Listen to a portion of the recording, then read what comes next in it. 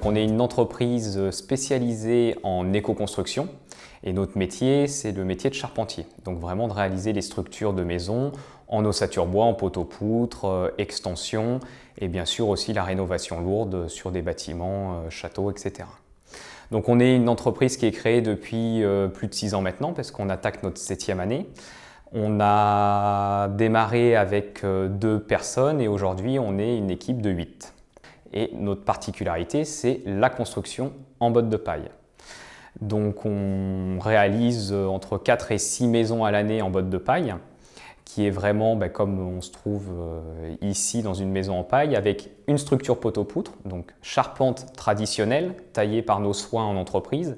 Donc nous, on a, grâce à notre métier et grâce à la particularité de la paille, conservé vraiment le savoir-faire de la fabrication et de la taille de la charpente en atelier par nos gars. Alors, mon parcours personnel, 17 ans, première scientifique, remise en question, qu'est-ce que je veux faire plus tard de ma vie? J'ai rencontré les compagnons du devoir qui m'ont dit « Toi, t'es fait pour être charpentier ». J'ai fait un stage de charpente où je suis tombé vraiment amoureux du métier de charpentier et qui m'a permis de passer mon CAP, d'obtenir mon diplôme et d'être embauché par un particulier pour réaliser sa construction, qui m'a fait connaître des personnes qui avaient la volonté de construire des bâtiments en éco-construction. Donc j'ai décidé à ce moment-là de créer l'entreprise. C'est plutôt une réussite à ce jour.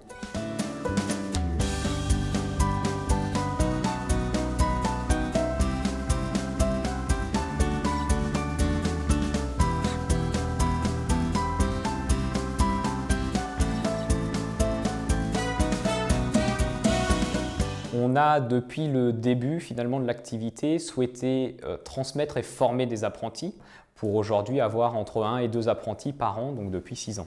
L'objectif, c'est de le former pour qu'il acquiert le métier, qu'il ait une bonne expérience du savoir-faire et après, si possible, qu'il aille vivre sa vie ailleurs. C'est-à-dire que ça permet de former des charpentiers compétents qui auront diverses expériences dans diverses entreprises et diverses régions. On accueille entre 5 et 10 personnes de stagiaires post-bac par an, fac, beaucoup d'ingénieurs, d'écoles d'ingénieurs qui se disent finalement, ok, j'ai mon diplôme, mais c'est pas ce que je veux faire. Et donc on les accueille pour leur faire découvrir le métier.